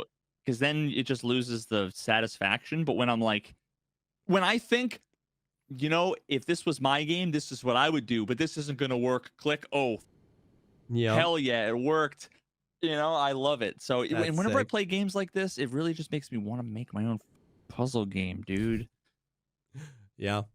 I want to make my puzzle game. I want to make my body flight game. I was talking about this on stream. Quap, but not AIDS. Quap, but not AIDS. Yeah, which actually I was talking about on stream the other day, and I could tell that like I think a lot of people kind of didn't quite get what I was getting at with that. Like they thought it was like memey, or like that the controls were like purposefully meant to be confusing or weird, but this was from the episode on the PP that never will see the light of day because it didn't have audio. Yeah. Where I went into detail for like 40 minutes about my game idea that I'll give like a 11-second elevator pitch on, but effectively a bunch of people have seen my body flight videos, which is like indoor skydiving, which is basically it's the part of skydiving when you go skydiving where you're free falling. Yeah. It's not the part in the plane and not the part under parachute. It's the actual like free flying. And this is what I was looking for like an Unreal Engine yeah. Developer, because I want a little simple proof of concept where I can test out the controls. Because a huge part of it has to do with the controls, where I imagine like a 2D puzzle platformer, where you're using wind currents, whether it's fans or natural. I can imagine it being like this industrial neon city thing, but then also I can see there being like a canyon wind current, whatever Map. level. Yeah. But like to where you're controlling your body. So for example, you're flying, like this is the free fall position where you see a skydiver, they're always, Yep. falling through the sky like this, right? When you're flying, if you push your legs out, what that does is it provides more surface area, more lift here, which lifts here, which tilts and makes you go forward. So if you bend your legs, you go back. Legs out, in. Bend your legs, go back. And I didn't have this little model during that conversation. Now, if you push your arms out and bend your legs, you'll go back really fast. Yeah. Push your legs out, arms in a bunch. You'll go forward really fast. Now, if you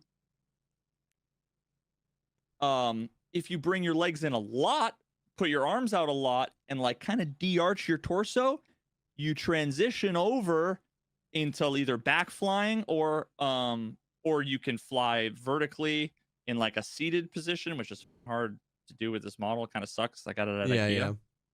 Or you can fly vertically, head down, in kind of like a position like this. But all of these things have different fall rates, which means like different speeds that the air would have to be to keep you level. So there could be like different sized fans with different speeds. And I have a million like puzzle cool things, but the most important aspect of this whole idea of this game is the satisfying movement. Yeah, the manipulating. You could get the controls right and just being like, it would look so sick to be like fucking doing all these cool flips and manipulating the body to it makes a lot of sense that it lends itself well to a puzzle environment because, like you said, you're basically just introducing a core concept and then letting the player then run with it. And that core concept is like, this is how you fly. When you move this way, it does this thing. When you move this way, it does this thing. And then you allow that exploration of like, if I do this, this is helpful in these types of situations. If I do that, it's helpful in these types of situations. So it like lends itself well. But I remember what you saying is like controlling that is hard because if you're belly down flying and you can kind of grasp, this is my first one arm, this is my other arm, this is my leg, this is my other leg, so I can manipulate those. But if you flip now you're on your back, now the controls are, it's just getting the controls down was what you're talking about. And it makes sense that that's like a hard thing to be satisfying and intuitive when your character model is flipping around so much. And this is the core of it. Like if it's not intuitive at all and it doesn't feel good, then the whole game's bad. I imagine that this kind of game would be similar to like Super Mario 64, which a lot of people when they start playing, they're like, God, this feels so like ice skatey and so slippery and so whatever. But when you when you speed run it and you master it, it's got such a high skill ceiling and it's so satisfying to watch and to do when you master the controls. And it's like, imagine, did you ever play The Binding of Isaac? No. Have you ever played like any, they call them like twin stick shooters or twins? So like Binding of Isaac, you have like WASD to like control your character like a 2D on the screen, right? Yeah. Up, down, left, right. And then I'm trying to remember the controls. I might get this wrong, but it doesn't really matter for the sake of this argument. And then like you have your left hand on WSD and your right hand on the arrow keys. Okay, yeah, I like looked up some pictures and stuff. So like left and right. So that'll control like which direction you're like firing or attacking, right? So imagine that these controls you could play with maybe two sticks or WSD and the arrow keys. So imagine if you're like this, right? And you press A, which is like left, right? On that could push your arms out, which would make you go one direction. And then if you pressed D, it would be like the other side of your body, which would be your legs out, right? And then maybe like left arrow would be like pull your arms in. Yeah. So it's basically like you control your arms with A and left, and you control your legs with D and right. And that would be, arms in, arms out, right? But then like, let's say you're transitioning over like this. Well, now the question is, and I don't know, I can see both ways being comfortable. Yeah. but like the default and whether it feels good or quick or seamless is like, is A still gonna control your arms, even though, because it's like before the left, it was with the left and the left, and the right with the right. Well, now it's A with the arms. So it flips. It's like, do you keep it mapped with the direction? And I guess that also goes with like flying vertically in both directions. And I don't know. Yeah. My gut tells me that you would keep the key bounds to the appendage at all times. So like, you know, if A is legs, it's always legs, because if not, you have to find, you know, the frame they transition. Yep. Which could be the better system, but is a more complicated system undoubtedly, because there has to be a point at which they switch. You know what I mean? But so it's like, yeah. So think about this. Imagine if there's like a thing that I used to do, which is like, you kind of flip this way, and then you kick your legs out, which makes you flip. Oh. And then you kick your legs out, which makes you flip. And then you kick your legs out, which makes you flip. And it's like, or you could like kick your legs out and then kick your arms and then legs and then arms. And I almost feel like in that scenario, I'd want to go like A. Because you're almost like you're spinning the ball, you know, like when you have the ball in your finger and you're. So it's like I can see multiple ways. I don't know. And that makes sense. But I can also understand why then your desire is to get a little proof of concept in Unreal and mess with it and figure out what feels right and then hand it to somebody and say, does this feel right? You know what I mean? And then, because if you can nail that, then you're like, all right, let me start building some levels. You know what I mean? Let me start building some puzzles.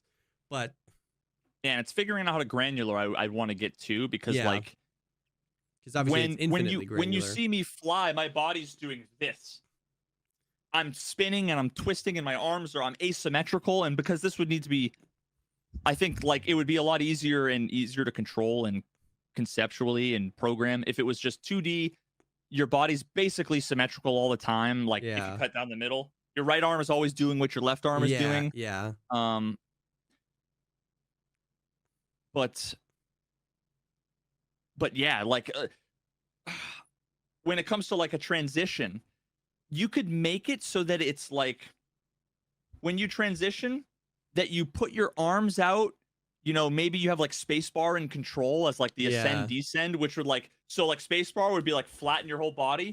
Control would be like arm your whole body. Yeah, almost like controls that were resets. Like spacebar, no matter what, it reset to this because that would lift you up.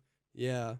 But then there's also like, imagine you wanted to do like get up into like a cannonball position, like somersault, to where like, imagine you kick your legs out, and then it's like, if you double tap double tap D or double tap like the right arrow, then you would go like, you know, ball up, and then you would spin super fast. Yeah. So imagine like you prop up, you like blast yourself this way, do a little flip because you need to go through a gap that's really small. Yeah. So you're like, but then like once you go through, you then need to like stop, flatten out, and go back the other way because there's spikes or flames or whatever.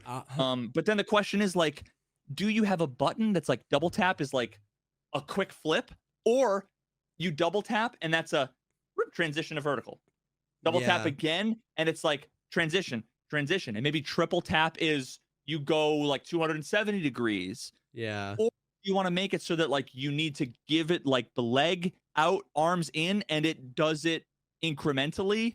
Yeah. Those are all things those are all questions that you need to feel, because that's going to truly dictate the challenge of the game.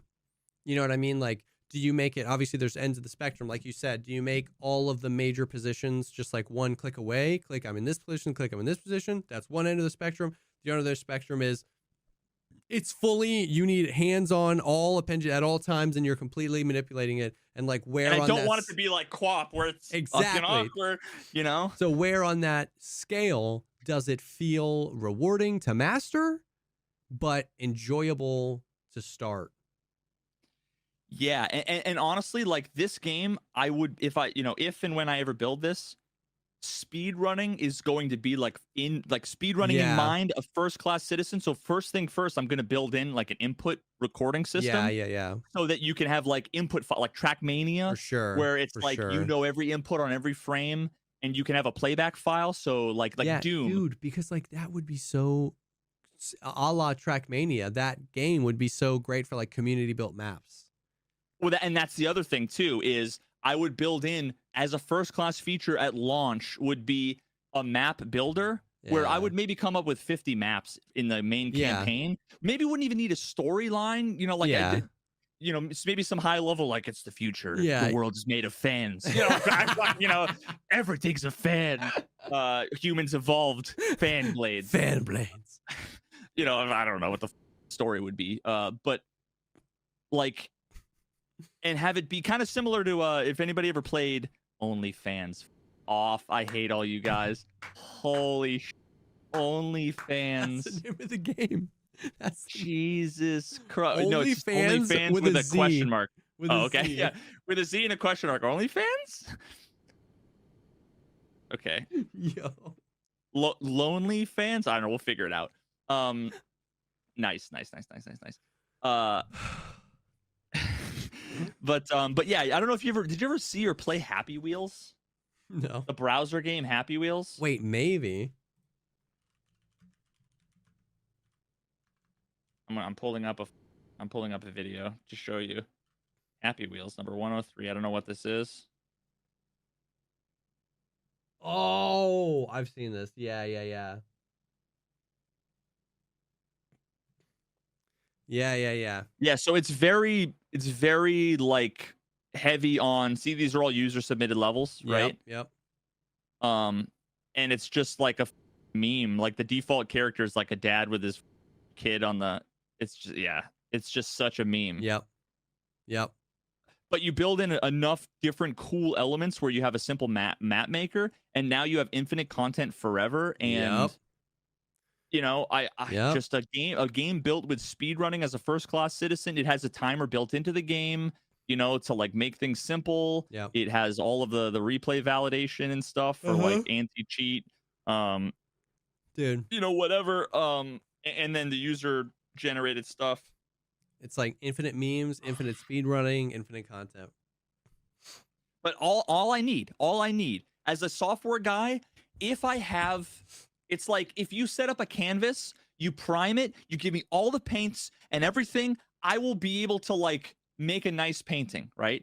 But if you say make a nice painting and now I got to like go to the store, find the paint, which paint do I want, take 2 months to figure out, do I want this kind of paint on oil-based paint? What kind of canvas? Do I want to paint on a wet canvas? Do I want a canvas at all? Am I going to do this with pencils, markers, crayons? How am I going to do this? What are the different shading techniques? I'll never do the painting. Right?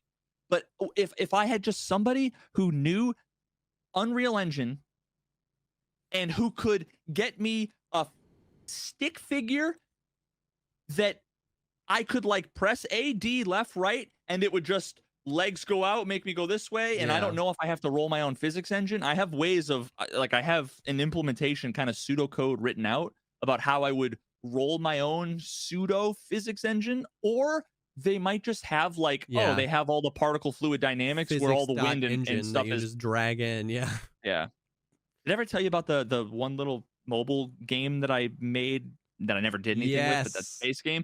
And how I spent all this time implementing all the gravity formulas based on the mass of all the planets and everything. And I realized, like, if I just said world.physicsengine.gravity, or no, world, if I just, what was it? Like, I need to, like, take the world scene and, like, turn physics on and then, like, set the mass of the objects. And then set gravity to, like, 0. Then, like, it was just full on space orbiting, and it's like, and I spent like a while actually building all that, and it was like 4 lines of code. Jeez. But I'm sure I don't know that. So I don't want to just go in. So you don't want to go in and spend 2 months creating something, and then the viewer's like, "Oh, I'm in Unreal. All you have to do is click this button," and it's like, dude, you know, I've been there. It's like, you know, that's what it is. So you don't want to start until somebody can just freaking get you there. Because you know what I end up doing? I would end up getting the default like I did with Unity, the default like Unity project where it's like a robot dude with a gun that like jumps and there's like shooting, and whenever it's like, okay, delete the gun, delete the environment, Yeah, delete the yeah. physics, delete the thing. Okay, now like rotate the guy this way, and then it's like, how do I control the limbs? I don't know. There's like a walk animation. I didn't make Yeah. that. Well, now how do I? And then it's just I spend all day and I'll never get there. Yeah. Yep. So If you're out there, please, someone actually did reach out to me. I remember how it said nobody reached out to me. yeah. I recently saw one person like reached out to me. It was in like my pending messages and was like, yo, I can help. Yeah, I'm down to help out with your game idea. And I was like, that was June of 2023. I'm like, oh, I never saw it. So if you're if you heard this and you're still down, cracker, Hit me up let me know. again. Yeah, because I totally didn't see your message, but so I lied. There was one person, but anybody else, if you like think that you could get me started, I could build. You build it, Yeah.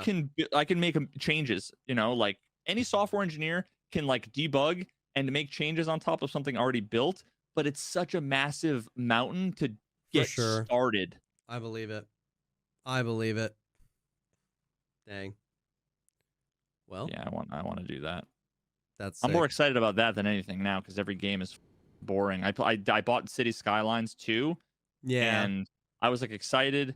I literally refunded it after like 40 minutes just because I really like City Skylines 1.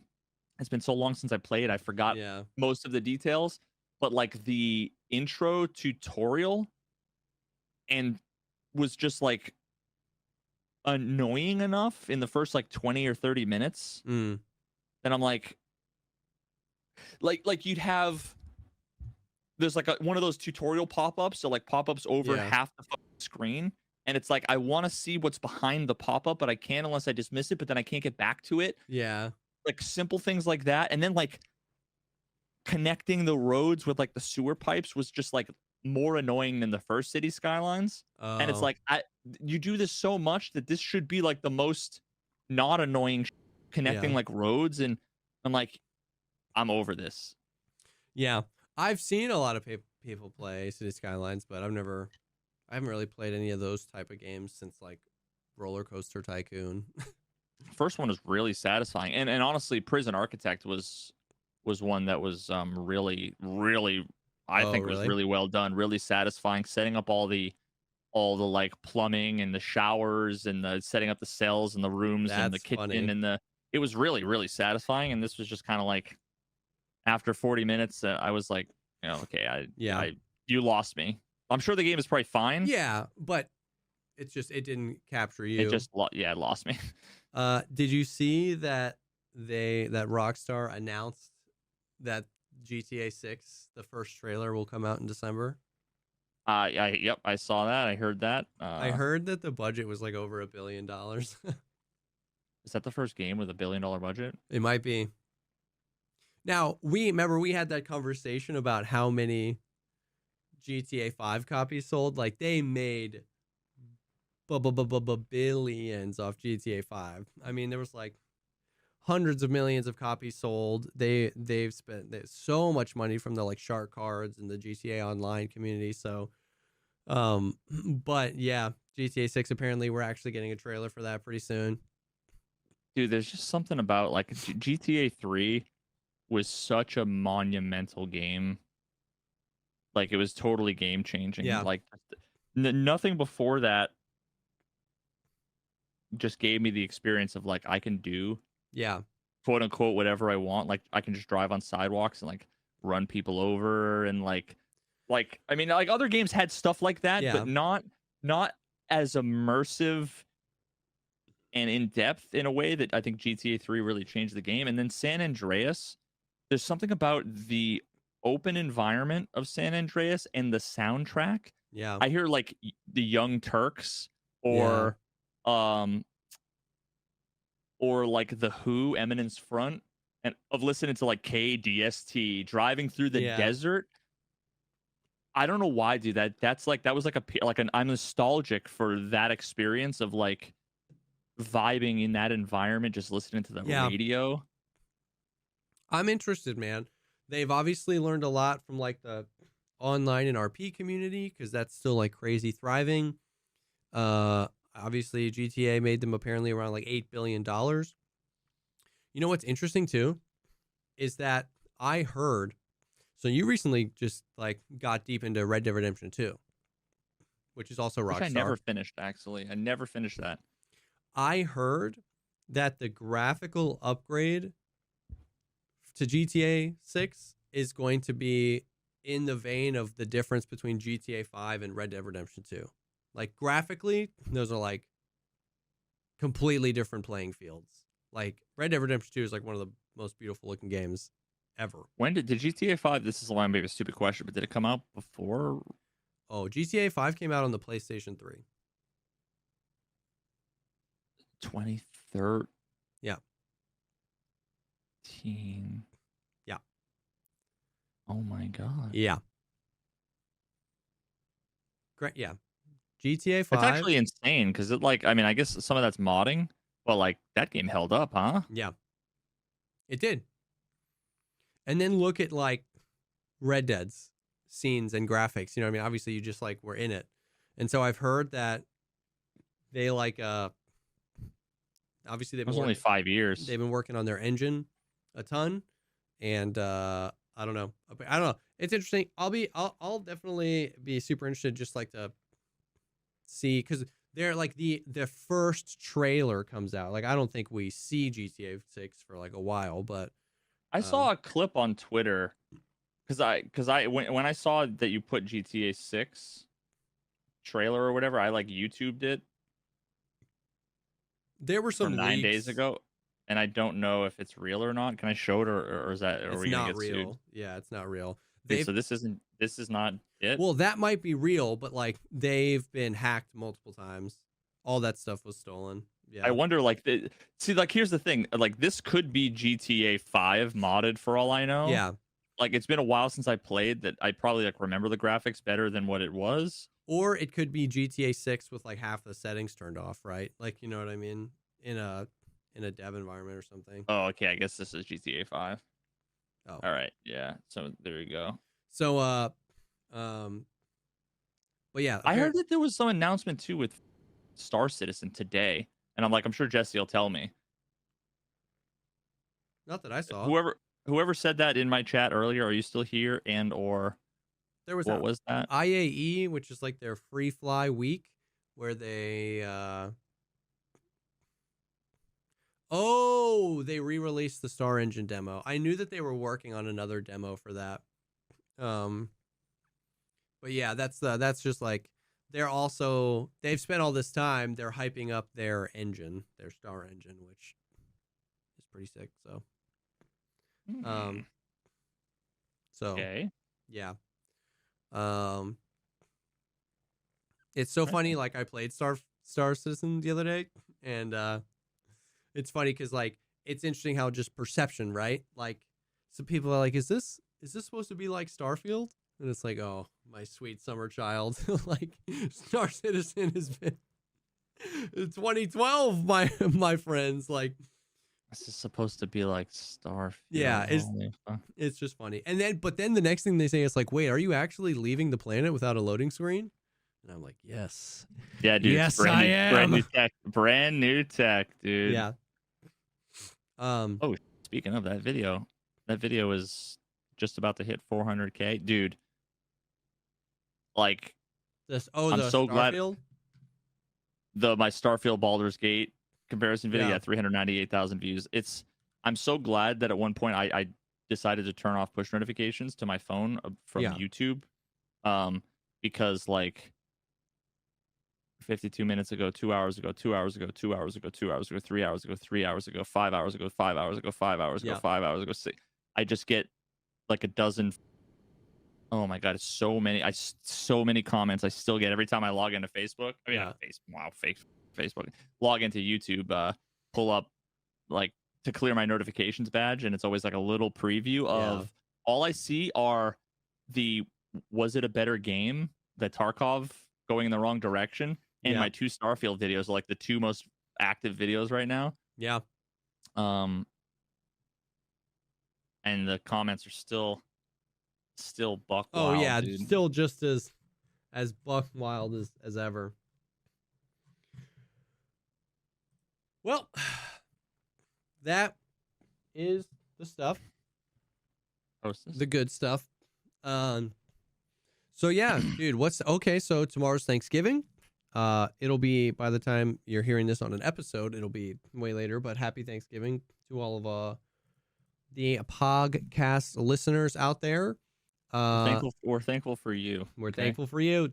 Especially the PPers, the PP enjoyers. The PPers. And then we're kind of like heading towards December fast. Maybe we get some cool gaming news. Maybe we get some Arena. Maybe we get some Veritas, Jessica Zam's squads in Arena once that comes out. So some cool stuff coming. But yeah, Thanksgiving. I hope you guys have a good time with your family wherever you are. We know the holidays can be a super exciting time or a rough time. But thank you guys for just allowing us to do this. It's super fun. We love it. And thank you guys for hanging. This will be live on all the platforms Monday still. This will probably go live on the PP on Friday. If you are interested in more of this content or getting access to these episodes ad-free and early, you can head to patreon.com/thepodcastpod. We love the homies over there. We do extra episodes. It's super fun. But yeah, you guys are great. Thank you for hanging, and we will definitely see y'all on the next one. Peace.